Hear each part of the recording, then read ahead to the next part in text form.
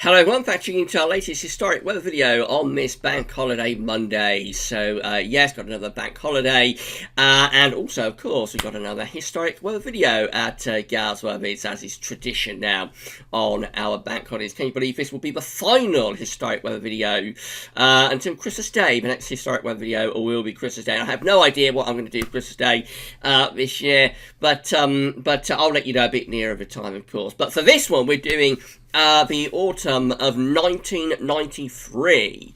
It will include the summer and also the winter of 93-94. But it's a very interesting period, this sort of second half of 1993 and into 1994. You'll find out why very shortly. But it is going to be quite an interesting historic weather video, I think, this one. So sit back, relax, enjoy, and we'll go through the charts together, and I'll tell you what happened through the second half of 1993 and into 1994. Just say that if you enjoy the historic weather videos on the channel, then we have got a historic archive at GWV.com. So all of the historic weather videos going all the way back to 2012 in order on GWV.com, and you can see each individual historic weather video. The historic weather video that we did for 62-63 on, I think it's Boxing Day, 2012, has just hit 40,000 views. So that's one of the biggest videos that I've ever released. It has taken like 8 years to get there, but yes, that's hit 40,000 views. But anyway, you can see all of the historic videos that we've done on both the two YouTube channels. There is a playlist on both YouTube channels for the historic videos, and also you can find them all at GWV.com. Excuse me, GWV.com as well. So, as always, this is going to be quite a long video. With the historic weather videos, we do push the time limit on these. So, if you can't watch it all in go, then don't worry, it will be kept on the channel and at the website indefinitely. So, you'll be able to come back and watch it on demand whenever you want. I've got to say a big thank you to two resources. So, a big thank you to the Historic Archive of Charts at wetessential.de. Big thank you to Wet Essential for their Historic Archive of Charts. And also, a big thank you to Trevor Harley. A lot of the information that you hear in this video has come from Trevor Harley's personal website. I do actually have quite a few memories of this myself, so a little bit of the information here is going to be coming from me, which is a bit unusual because normally when I'm doing these I haven't been born, like for the year that we're doing, so I don't have any memories of it typically. But I do remember this 1993. I was around 15. I think I was 15 in 1993. So yes. I have a few memories, but a big thank you to Trevor Harley for the information, and a big thank you to Wet Essential for the Historic Archive of Charts. As I always say with these historic web videos, I'm like the smallest cog in the wheel with these, and what really makes it work is the archive of charts combined with the information. I'm just like the narrator of the story, if you like. So big thank you to Trevor Harley, big thank you to Wet Essential. You can while away many an hour on a bank holiday Monday at both of those websites. So, and I have done it myself. So yes, go to those websites. Find the link in the description with the video at YouTube and on the links page at GWV.com. And just have a lovely day. Thank you so much everybody for being with me on this bank holiday Monday. I'm always blown away that people want to share a bit of time with me and with GWV on their bank holiday Monday. So thank you so much, everyone.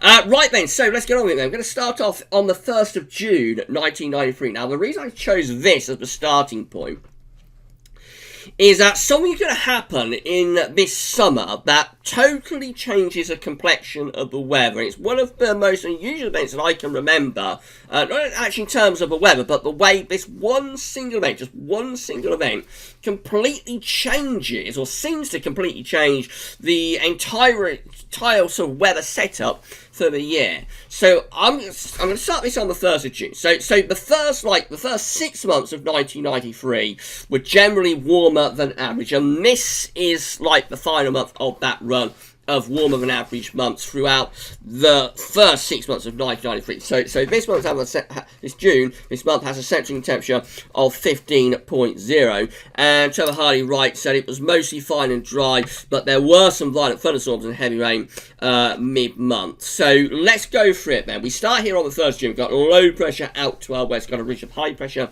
down to our south. The Azores high up to this point have been very, very common visitor, ridging into northwest Europe, bringing lots of mild weather back in winter, lots of warm weather through the spring and into this early summer period. Now, as we go through the first week of June 1993, you see this ridge of high pressure intensifying across the west of Europe, so bringing a lot of dry and warm weather with it as well. That dry, fine, warm weather continues up to the 7th of June also.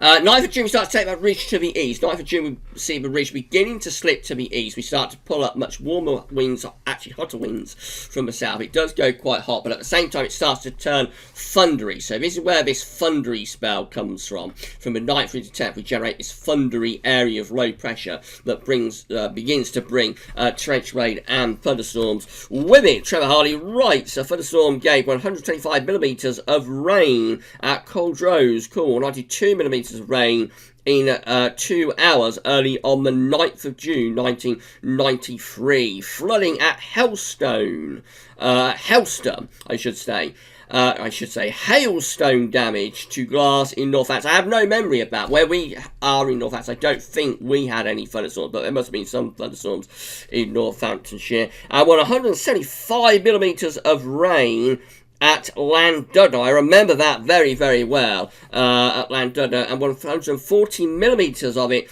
in 4 hours. 140 millimetres of rain at Llandudno in 4 hours, 175 millimetres in total from this very, very thundery area of low pressure. The upper air temperature, they are pretty hot, surging up from the south. So we have this thundery area of low pressure sitting over the top of the country as we go through into the 11th of June. This is a very, very protracted spell of thundery weather. Trevor Hardy goes on. There was more very heavy rain over Wales and southwest England on the 11th and 12th of June 1993, with strong winds and low temperatures. 130 millimetres of rain at Davistow Moor, North Cornwall, in 24 hours. This month was very dull in Scotland, apparently. That's probably because the wind was in from the east quite a lot. So this is a proper thundery area of low pressure that we've got here, bringing copious amounts of rain, torrential rain and thunderstorms. Although where we are in Northants, we didn't have all that much. We sort of missed these storms and downpours. I think they were generally focused more in the west, from what I remember. Generally much more in the west than the east, with these thunderstorms. It's a very, very thundery spell for Wales, this. Very, very thundery spell for Wales. Upper air temperature still looking pretty warm on the 12th of June 1993. And then we start to move that thundery area of low pressure away and pull in a cooler wind from the northwest. So we go through to the middle part of the month. We've got high pressure to our south, low pressure is to the north, and winds are coming in from a westerly direction. And then we start to sort of freshen up the air. So freshen up the air now. That thundery stuff has gone, but we're bringing low pressure in from off the Atlantic, or at least we try to. But it's not long before a ridge of high pressure from the Azores is coming back once again, and then that starts to shift northwards. We have a go at pulling down some cooler north winds. It's a little hint of what's to come. But I don't think this normally really comes to anything. The ridge sort of collapses back down over top of the country by 25th of June. We're back on a ridge of high pressure, mainly dry, fine and warm. So the temperatures we're talking about here are not excessive, not excessively hot. Talking about temperatures kind of mid-20s, I think, from what I remember. It wasn't an excessively hot spell, but it was pretty warm, and it was just a continuation of warm weather that we have through the year. I think this is the warmest spell of the summer, actually. We're coming to the end of June. We're under this ridge of high pressure. We are putting up some appreciable warmth from the south now, so I think this does get temperatures, I think does get temperatures in towards the upper 20s Celsius. They probably don't hit 30, but I think gets temperatures in towards the upper 20s Celsius. That's how we look on the 30th of June, the last day of the month, and still mainly dry, fine and warm, or very warm really, with those upper air temperatures. So we're into the start of July, and we're still in pretty warm weather for the start of July, but something is going to happen in a moment. There's going to be an event that happens that totally changes the course of 1993. I can't remember again, before this or since, and sort of the complexion of an entire year being changed by one single weather event. It's very, very interesting, very, very strange. Trevor Hardy writes, this month was unsettled and cool. It has a central temperature of 15.2, so it's barely any warmer than the June that preceded it. June CT was 15.0, this is 15.2, so barely any warmer than the June that preceded it. Let's see what happens then. I'm sure there's a lot of people going to be watching this that remember it quite vividly, but there'll be a lot of people also that probably weren't even born when this was going on. So for those people, it'll be a little bit of a surprise, I suppose. So here we are on the 3rd of July. We've got like a ridge of high pressure from the Azores still extending into the country, where we are trying to pull in some fresher air from the northwest, and we have a tilting wind into the northwest there on the 4th of July 1993. However, away from Scotland, where it is a little bit cooler and more unsettled, generally we're still under this ridge. We're still mainly dry, fine and warm, as we have been through most of the spring and into the summer. There's the upper air temperatures. They are looking warm, or even very warm, you would say, down across more southern parts of the country. We're coming to a change, though, in a moment. So 5th of July, again, this high pressure just well west. Again, we're trying to introduce some cooler air from the north, but still, at this point, we're mainly dry and quite warm down across some parts of the country. 6th of July, yes, it's all looking very, very straightforward, as it is on the 7th, dominated by a high pressure, mainly dry, not a heat wave, but pleasantly warm, no problem whatsoever. But look at the upper air temperatures, they are starting to cool down a bit in the north, actually. So the upper air temperatures are beginning to cool down a little bit in the north, but in the south, it is still quite warm. Now, as we go through to the 8th, this is when it starts to happen. So we start to take this high pressure out to the west, and then we've got an active cold front coming in with this area of low pressure just here. So we're moving that high pressure northwards, and we're swinging down an active cold front with an area of low pressure from the north, and this is what changes the complexion of the year. After this, it really is a struggle to get warmer than average temperatures right way through until the end of the year. So here comes the cold front on the 9th. This is the cold front plunging southwards across the country, sweeping southwards. It's a very active cold front. I'll talk you through that in a moment. But this cold front is sweeping southwards across the country, turning wind into the north behind it, pushing up this high pressure towards Greenland.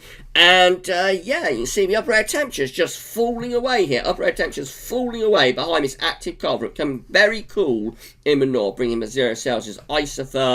And by the time we get through to the 10th, we are all within this very cool northerly air mass. That on its own is not particularly unusual, so we do get northerly shots at any time of year. We can do, and we can do them in the summer. It can become unusually cool and unsettled. But what's very strange about this is that after this cold front pushes through, the temperature really, really struggles to get back to being warmer than average through like to December. Anyway, so we have a run of 5 months that are cooler than average. Trevor Hardy writes about this cold front. Let's pick it up. So the highest temperature of the month, last of all, was 29 degrees, 29.7 in Suffolk on the 4th of July. This is particularly notable as it's the only occasion since 1981 when the annual maximum temperature failed to exceed 30 degrees. Of course, now in our summers that we're getting now, we expect to get to 34, 35, 36, 37, 38 degrees every year. But this summer did not achieve 30 degrees throughout the entirety of the summer. 29.7 was the high temperature on the 4th of July. So, about this cold front, on the 9th, an exceptional cold front brought heavy rain and a large temperature drop to the south, along with a strong northwesterly wind. Whipsnade Zoo had a midday temperature of just 7.5 degrees. 7.5 degrees at midday on the 9th of July 1993 at Birmingham Airport on the sorry, I can't see what it is. At Birmingham Airport on the 10th, I think that must be, or at 1 a.m. actually, 1 p.m. I think that should be. I think there's a spelling error from Trevor Hardy here. So at Birmingham Airport at 1 p.m. Birmingham Airport, the reading at 1 p.m. Was 9.8 degrees. Lerwick 8.5 degrees. Snow, yes, snow was recorded on some higher peaks in Scotland with these northerly winds in some places, such as London, there was an instant dramatic fall in temperature. At Heathrow, the temperature fell from 18.5 degrees to 10.7 in minutes in the early afternoon of the 9th of July. Quite remarkable. I remember this cold front so well, sweeping through, bringing torrential rain, and then that very dramatic drop in temperature, which on its own, as I say, is not overly unusual, but from this point on, and you're going to see it in a moment, from this point on, the temperature really does struggle. So what happens after this is that, of course, we pull in these very cool upper air temperatures behind the cold front, and then what happens after this is that we start to get this ridge building up from the southwest. So we're trying to get back into the warm southwesterlies and southerlies again, but these areas of low pressure roll in over the top of the ridge, and so we go into quite an unsettled westerly type spell. There's outbreaks of rain coming in off the Atlantic. The driest weather is in the south, wet weather is in the north, but temperatures continue to be suppressed. We get through to the 20th of July 1993, taking low pressure way to our east, turning wind into the north again. So yes, looking cool and unsettled. 23rd of July just tries to raise the heights a little bit to the south, try to pull some warmth back in to the south, but generally this low pressure again coming in from the northwest, keeping it cool and unsettled. Winds remain from a north to northwesterly direction, and then that takes us up towards the end of the month, where we remain cool and unsettled right way up to month's end, 31st of July 1993, still pulling in these cool and showery northwesterly winds. Moving through to August 1993, so this has a central temperature of 14.6. It is a very cool August indeed, just 14.6 after July only being at 15.2. So this is month number 2 that is cooler than average, of course. So this one, Joe Hardy writes, it's dry and sunny but cool, CT 14.6.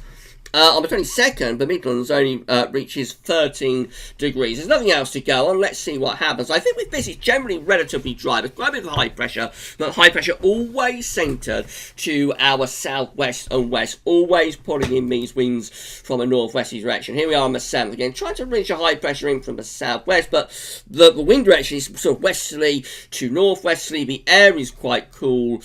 I suppose in the sunshine it felt pleasantly warm enough down in the south, but generally this is another really cool month. We go through to 10th of August 1993, we're putting down another one of these north to northwesterly shots again. So that's been cool and unsettled weather with it. Try to pull up some warmth from the south as going to the middle part of the month. We do try and pull up some warmth from the south as we get to the middle part of the month. The extension from the Azores High, trying to drag some warmth up from the south, and I think it does turn a bit warmer there, around the 16th to the 20th. It does turn a bit warmer in the south, probably seeing the temperature going into the low 20s Celsius, but generally from Midlands northwards, still pretty cool, still pegged back into the teens Celsius. Upper air temperatures do show that we were very close to some proper heat on the 20th of August. 1993, so 15 Celsius ice is just lurking to our southwest. Of course, if this was a modern summer, if this was now, we would very much expect to pull up that 15 Celsius iceberg. We'd probably even expect to pull up the 20-25 Celsius iceberg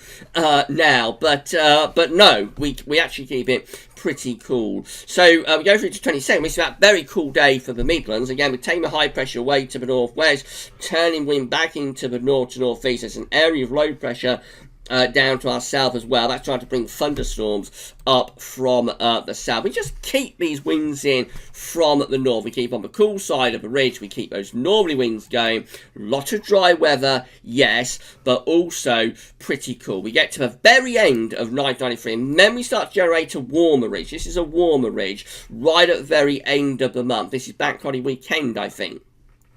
This does turn us drier, and it turns us warmer as well. I think the temperature finally gets back into the mid-20 Celsius quite widely across many parts of the country. We end the summer of 1993 then on quite a dry and warm note. And that takes into September, and September 1993 starts dry and warm as well, with temperatures reaching 25 degrees. Here, I remember recording 25 degrees, 77 Fahrenheit, on the first day of September 1993. However, this is another cooler average month. This is month number 3 that is cooler than average, with a central temperature of 12.4. And you're going to see why that is, what happens very, very shortly. Trevor Harley writes, cool, dull, and very wet, except in Scotland. Wait and see what happens. So we start off this area of high pressure at 1,030 millibars, centred over top of the country, bring dry and warm, or even very warm weather for the first day of September. There's the upper air temperatures looking very pleasantly warm. However, you guess what's going to happen, I think. We take this high pressure out to our west. We begin to get some retrogression of the high pressure. It starts to move northwards. And so by the 3rd to the 4th of September, we're already beginning to go back onto the cool side of the ridge. We're beginning to turn the winds back into the north. To northeast, bring cooler air in from the northwest. Keep an eye on this area of low pressure that's on the western side of the ridge. I think that is the remnants of a hurricane. I can't remember what it was, but I'm sure that's the remnants of the hurricane, and that really does change things a lot. So 5th of September was under this ridge of high pressure. Again, it's a cool ridge, so mainly dry by day, quite cold by night, but the ridge is weakening, it's breaking down. This area of low pressure, what I think is the remains of a hurricane out in the Atlantic, is breaking down the ridge very gradually. And here we go, the 7th of September, you see this area of low pressure whipping itself up in the Atlantic, moving towards Ireland and the UK. So as we get through to the 8th of September, it turns very wet. This brings widely 25-30 millimeters across many parts of England and Wales. Torrential rain pushing in from the south and from the west, and yeah, this brings a real soak in to many parts of England and Wales. A big dartboard low right over top of the country there on the 9th of September 1993, and then we do it all over again. So that first low drifts northwards by the 12th, but look at this, got another one that, again, if you follow it back, this low pressure sort of originates around there, I think. So yes, we do it all over again. And this area of low pressure, again, I think is the remnants of a hurricane. And this one sort of bombs out to our southwest on the 12th of September 1903. And look at that by the 13th. That brings, again, torrential rain quite widely. 25, 30, 40, 50 millimeters. Couple of inches of rain, inch to 2 inches of rain widely across England and Wales, but this time accompanied by severe gale force winds as well. So that is a proper autumnal storm. It's been many, many years since we've had a weather pattern like that in September. I think we probably did it in 2012, probably, but it's been a long time since we saw that sort of pressure pattern in September, I think. But anyway, this brings torrential rain back across England and Wales. And of course, all the time it's very cool. We're on the cool side of these areas of low pressure. So cool and wet, or very wet, really. 14th of September, again, torrential rain across much of the south. The north is close to this ridge of high pressure, so nowhere near as wet across Scotland. This is properly a properly England and Wales focused spell of very wet weather. That low pressure clears way to the east by the 17th of September. Winds turn back into the north once again, and then we sort of settle this ridge down over top of the country. 20th of September does try to pull up some warmth from the south again. We do try and pull up some warmth from the south. I think this lifts the temperature back into the low 20s Celsius. It's kind of a one-day wonder, really, but the upper air temperatures do lift up a little bit down in the south, but it's not long before low pressure is back in off the Atlantic, bringing further showers, if not longer spells of rain with them as well. And then we go into a very wet spell and a cold wet spell for the east for the final week of September 1993. Trevor Harley writes, the 27th of September was unusually cold, with widespread maximum temperatures of about 9 degrees across the Midlands and the east, and only 7.9 degrees, 7.9 at Whipsnade, making it the coldest September day on record since 1918. The reason why is this area of low pressure just here, generating like across eastern France and southern Germany. Look what happens with this low pressure. It pushes northwards and deepens as it gets up towards Denmark and into the North Sea. Strong winds wrapped around this and heavy rain too. And by 27th of September, we've got this heavy rain piling in from off the North Sea with this area of low pressure. Upper air temperatures are looking really cool as well. And that low pressure drifts into the east. And brings torrential rain across the eastern part of the country. Loads of cloud and unusually cold temperatures. I was on the East Coast during this last week of September. I was on holiday in Cromer. And what a wet week it was. It really was atrocious. I've never been to the East Coast again at the end of September after that. But yeah, Cromer's a lovely place, by the way, so I can't speak highly enough of Cromer. It really is a lovely place. So if anybody hasn't visited Cromer, go and check out Cromer. But yeah, this particular week wasn't all that pleasant, I have to say. It was cold and wet, and the rain was just absolutely phenomenal that was piling in off the North Sea. Absolutely phenomenal rain, and so cold, like proper winter days, really. Definitely the end of September 993, and so we're beginning to move low pressure back in off the Atlantic now. So it's still unsettled, still bringing rain in. This time though, the rain is coming from off the Atlantic. I think 1993 in September widely had rainfall for England and Wales anyway of over 100 millimetres. It was a very, very wet September indeed. Right, that takes us through to October, and this, of course, is going to be month number 4 in our run. That is cooler than average. So this one has a setting temperature of 8.5, really cold. No, October. We have not had an October as cold as this since. Actually, I don't think. We haven't had an October that... Well, a couple of Octobers got down into the low 9s for the CT, but I don't think we've had an October that's got into the 8s since this. Trevor Harley writes, cold, wet and sunny, and an unusually easterly month. So let's see what happens. We're bringing low pressure in from off the Atlantic at the start of the month. So yeah, low pressure driving in from off the Atlantic. But again, always on the cool side of these ridges. Notice the way the jet stream is dipping southwards. So we're on the cool side of the troughs, I should say. Notice how we're always on the cool side of the troughs of low pressure. But these low pressures bring copious amounts of rain. Really heavy rain pushing in across the country through the first week of October in 1993. So I believe that there were tornadoes on the 5th. Yeah, there was tornadoes in the Midlands on the 5th of October 1993 from heavy thunderstorms and just heavy outbreaks of rain generally with this area of low pressure. It stays very unsettled through to the 2nd week of October 1993 as well.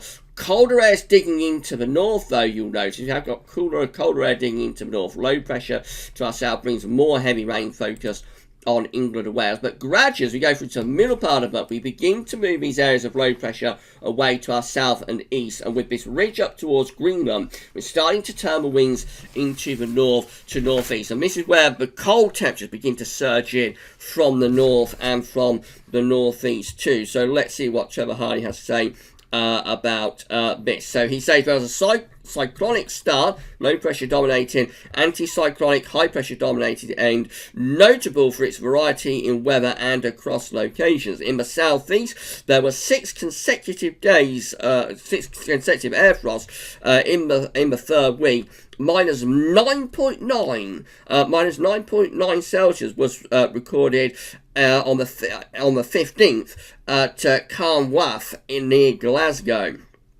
Snow in Scotland starting on the 13th on the hills. However, there were 4 centimetres of snow in Aberdeen on the 16th, the first snow in mid-October since 1973. There was also a sequence of 6 sharp air frosts with minus 9.9 degrees at Carnwath near Lanark on the 17th, and that's the lowest temperature of the month. Flooding across eastern England from one of the areas of low pressure and torrential rain as well, and severe thunderstorms with hail affected Leicester and Nottingham on the 6th. Thunderstorms on the 11th in the southeast led to flooding around Windsor. What a month of weather. But this is the coldest part of it as winds turn into the north. So this is around my birthday. I remember this quite well. There were 2 really cold, two really cold years back to back, 92 and 93, around my birthday. So yeah, winds are in from the north here on the 15th. Upper air temperature showed a minus 5 Celsius iceberg digging in across central and northern parts of the country. 16th of October, again on the cold side of that ridge of high pressure, pulling in the wind from the east. This is my birthday chart for 1993, when I think I was How old would I have been? I think I was probably 15 then in 1990. I was born in 77, so someone let me know in the comments. It's very late at night when I'm doing this. I can't quite remember.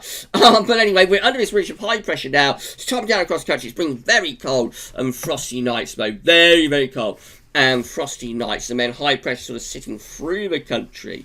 High pressure sits through the country. I would have been 16, wouldn't I? I would have been, I was 18 in 1995. I was 17 in 1994. So this would have been my 16th birthday. 16th birthday on the 17th of October, 1993. As I say, it's been a very, very, very long day today. So anyway, back to the video. We're under an area of high pressure on the 18th of October, 93. It's a cold ridge, more night frost being generated. 20th, yes, we pull the high pressure out to west again, turn the winds back into the north. So you can see why we have this very, very low CT, can't you? 8.5 degrees for the CT. Proper cold autumn this, and I don't think we had an autumn as cold as this since. Very long time coming. Ridge of high pressure sits through the country through the 23rd of October, bringing a lot of dry weather. Winds are trying to go into the east now, and we come towards the end of the month, and we end October 93 on basically a high pressure dominated, mainly dry and fine note. There is a lot of anticyclonic gloom with this high pressure, so we lose a night frost that we have around middle part of the month. We fill the ridge up with cloud, and I think we just end 93 on a very grey, nondescript sort of anticyclonic gloom, but mainly dry type note. And that takes into November, and this is bumped up a 5. It's cooler than average. So this one has a central temperature of 4.6. This is a properly cold November. Trevor Harley writes, with this one, a cold month, CT 4.6 overall, with snow and some low temperatures, particularly so from the 20th to the 22nd. It was the 5th consecutive month below average in the south. On the other hand, it was dry and sunny in the north. However, it does start mild. So we've got this ridge of high pressure that's bringing a lot of dry, cloudy, settled weather with anticyclonic gloom through the opening days. But by the 4th of November, the ridge sort of slips away over to the east side of Europe, and we start to bring up these much warmer sunny winds. So this actually lifts the temperature up to 18 degrees at Southampton. Just goes to show that even within a cold month, you can get individual days that are very, very warm. So temperatures go up to 18 degrees on this day, 4th of November 1993, and you see the warm upper air temperatures that we've got going on there as well. Going into the 7th, and we started to generate a bit of high pressure over Scandinavia. That's trying to turn the wind back in from the east, and then the Atlantic is really going to start to ramp up. So we have a go at pulling in easy winds from a Scandinavian high as we go into the beginning of the second week of November, but that is doomed to fail for now. Instead, this area of low pressure in the Atlantic is whipping itself up. That's really, really winding itself up, and as we go through to the 12th and on into the 14th, we start to turn very unsettled with low pressure diving in from off the Atlantic Ocean. So Harley writes there was a notable gale on the 14th of November 1993 from this area of low pressure. Also brings a lot of heavy rain with it as well. By the 16th of November, we're back under this ridge of high pressure. That ridge is starting to inch its way back up to Scandinavia once again. So here we go into the 3rd week of November 1993, and we're moving into the coldest part of the month. So with this one, Trevor Harley writes, particularly cold in the second half of the month. Substantial snowfalls in the southeast, with 10 centimetres of snow lying in East Anglia and Kent on the 22nd. Snow cover lasted for 4 days in parts of North London. There was also freezing fog on the 28th, with a high of just -8 degrees. -8 degrees at Bremer, and a minimum of -15, all courtesy of the Scandinavian high. So look at this. Yeah, we've got WAA going on. Warm air advection is beginning to pump northwards on the western side of this ridge of high pressure. That's inflating the ridge, and the ridge is moving up towards Scandinavia. So we're up to 20th of November 93 now, and we're beginning to bat the wind into the east. We've got Scandinavian to Siberian high backing the winds into the east. And look at the upper air temperatures, showing cold upper air temperatures lurking just to our east, and these easy winds then start to flood westwards across Europe via this 1050 millibar area of high pressure over Scandinavia. In come these cold upper air temperatures. I mean, it's November, so they're not severely cold, but it's certainly cold enough for snow. And these east winds then start to drag snow showers in from the east. That's the 22nd of November 1993, which was a very cold day, minus 10 Celsius isotherm coming in from the east. And at this period, in the 1990s, Scandinavian highs, particularly the early 1990s, and again late in the decade, Scandinavian highs were very, very, very rare. We really didn't see these, so this was quite exciting for me as a just turned 16-year-old. I was avidly watching I was avidly watching Michael Fish and Bill Giles and Ian McCaskill, Suzanne Charlton, John Keckley, all of those people. I was avidly watching them. I think Robert Carrier probably started by this point as well. I was avidly watching the BBC weather forecast night and day through this period where we was bringing in these east winds, because we hadn't really had a proper easterly since like February 1991 up to this point. We've got a very long time without a proper cold easterly up to this point, and it was going to get even worse later on in the decade as well. But yeah, I was avidly watching it. I was an avid viewer of BBC weather forecast at this point. Now, it all goes rather slack on the 23rd. We've got snow on the ground, though, across many parts of the country. And upper air temperatures are still cold. And what happens now is that we start to generate sort of low-level cold. So we try and move weather systems in from off the Atlantic. I think they bring snow to the northern and western parts of the country, but actually with some of this ridge of high pressure, we've still got snow on the ground in quite a few areas. The ground is still frozen from those easterly winds, and we start to generate a lot of freezing fog, as show the Harley Road. Remember late November 1993 being very, very foggy, really dense, freezing fog at the end of November 1993. By the very end of the month, though, this is 30th, last day of the month, we're beginning to turn wet and windy then. It's starting to turn wet and windy as low pressure begins to move in from off the Atlantic Ocean. So we come to the end of the autumn of 1993. I'm going to pause the video there to get myself a little drink, and then we'll go through the winter of 93-94 very, very quickly. Hope you're enjoying the video on this bank holiday Monday. If you are enjoying it, then please give us a like and let us know in the comments what you think. Make sure you subscribe to GWV's YouTube channel as well. I'm going to pause the video there. I'll see you back in 2 seconds' time, and we'll talk about winter of 1993-1994. See you soon. Okay, we're back and we're ready to resume this historic web video looking at 1993 and now into 1994. So in the first part of the video we was talking about the summer and then the autumn, primarily the autumn of 1993. Now we're moving into winter of 93-94. If you're enjoying this historic web video, then please give us a like on the video. Let us know in the comments what you think. Make sure you are subscribed to the GWV's YouTube channel. Right, so this is how things are looking on the 1st of December 1993. Here we go then. So this ends the run of cold and average months. I have 5 cold and average months up to this point. This one, December 1993, has a central temperature of 5.5. So this one is for Central England. It's not all that far from average, I don't think. But in the south, it's mild. In the north, it is still quite cold. It's another cold month of the north, so it would be month number 6 that's cold on average, I suppose, for Scotland. Trevor Hardy writes, very mild in the south, cold in Scotland. Generally very wet, the wettest since 1979. Severe gales on the night of the 8th and the 9th in the south, with flooding 100 millimetres in 48 hours in Upper Rhondda.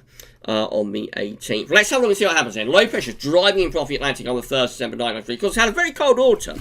And there is an idea that, like the weather patterns that you get in the autumn, they can repeat in the winter. So was that autumn a tease for this winter? The answer is not really.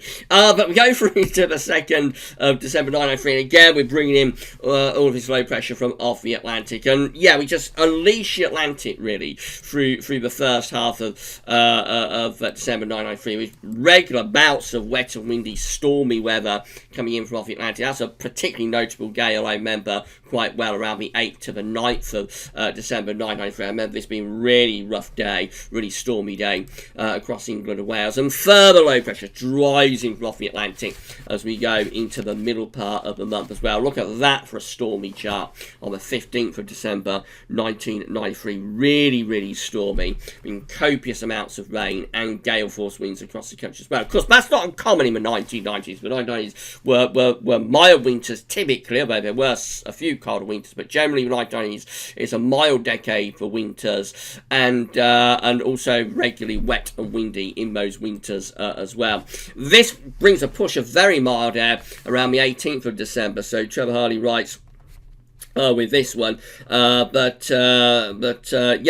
the Rhondda Valley had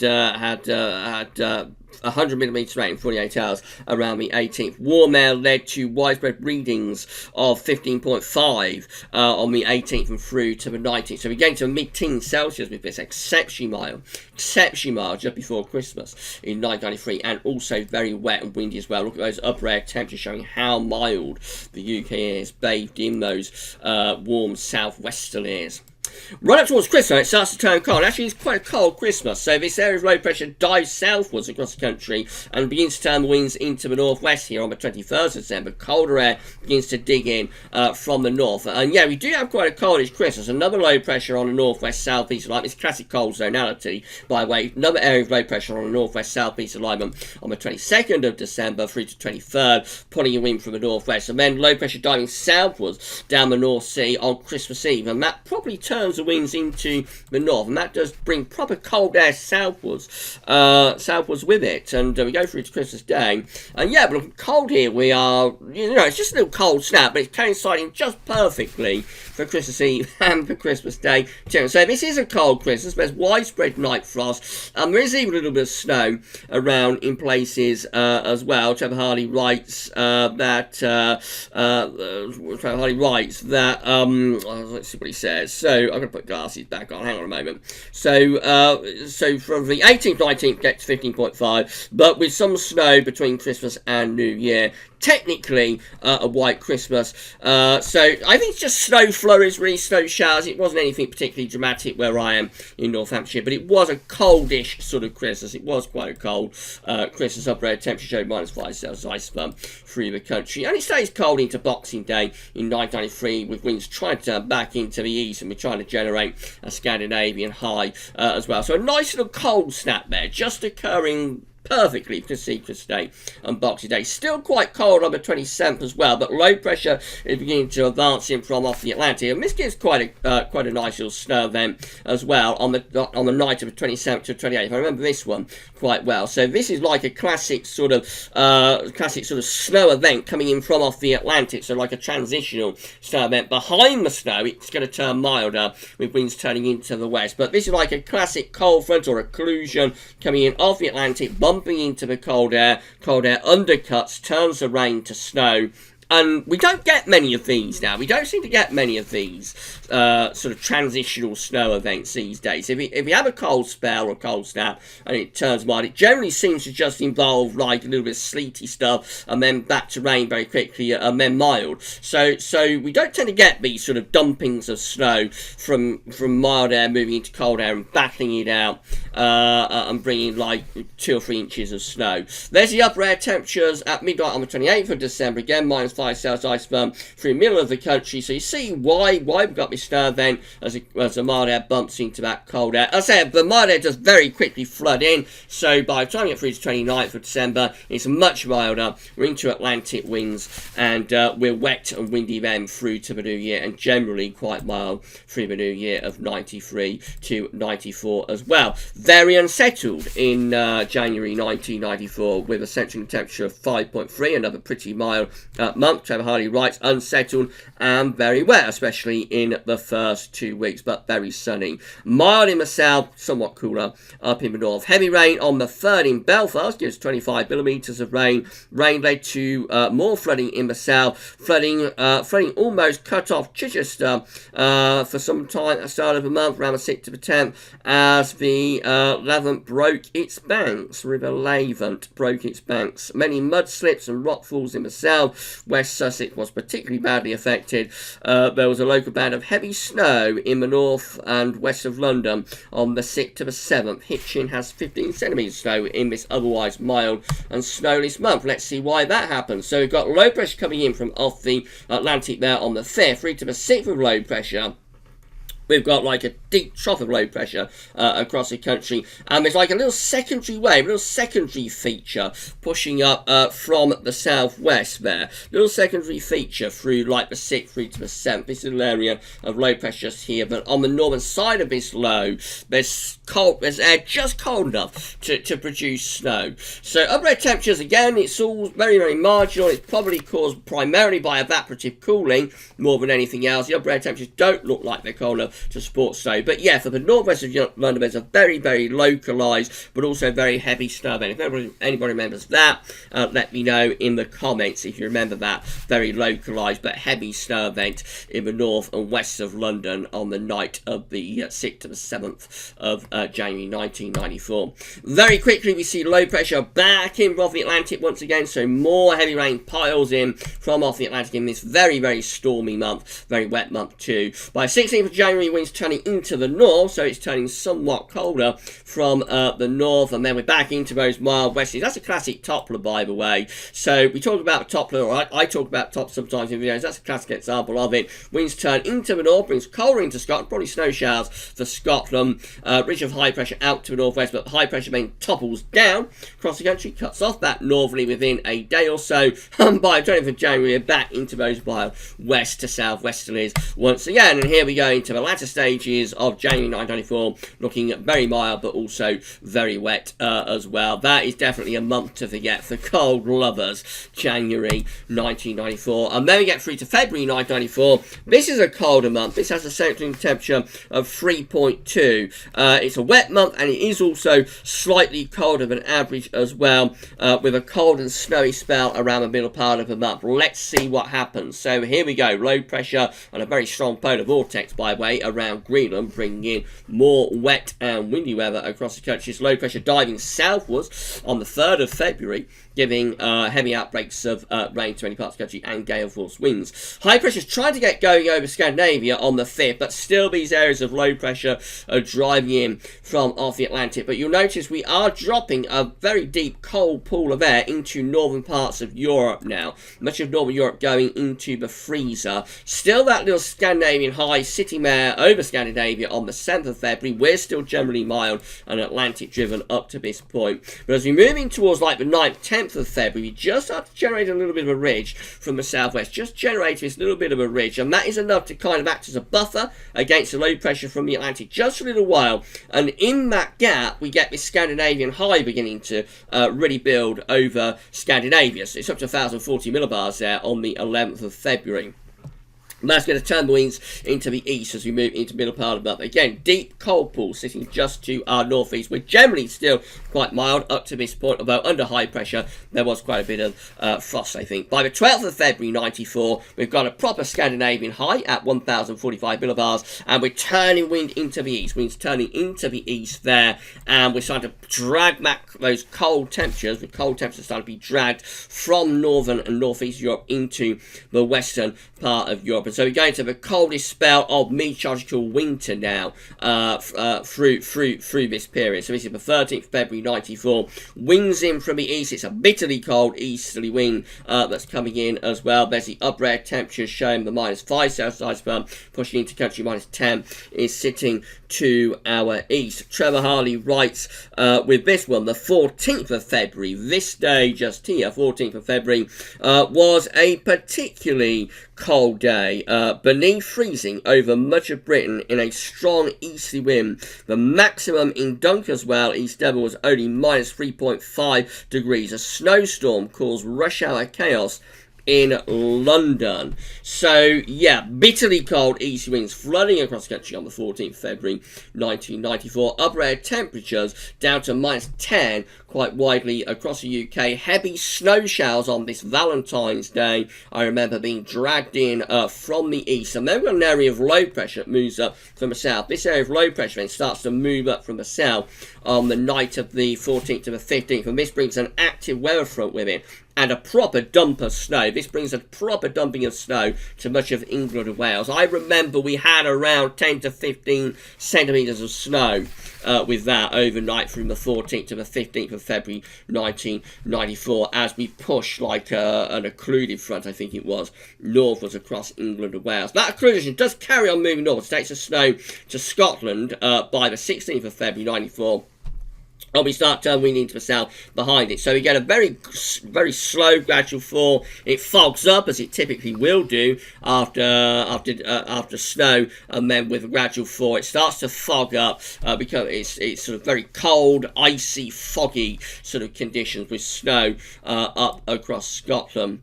Our air temperatures show that in the south they're lifting up a little bit, but still quite cold. In the north, it is still genuinely cold. Trevor Harley writes about that. So that there was heavy snow across the north of Wales on the 14th, 15th, on the 15th I should say, depositing up to 10 centimetres of snow. The snow showers in this spell were accompanied by thunder, often accompanied by thunder. There was lightning damage in Newcastle on the 21st of February. Less cold in the south from the 16th to the 19th, but then it turns very cold again with severe frost further north. Minus 13.8 degrees recorded at Strathallan near Perth on the night of the 17th, following a maximum of only minus 2.7 on the 16th.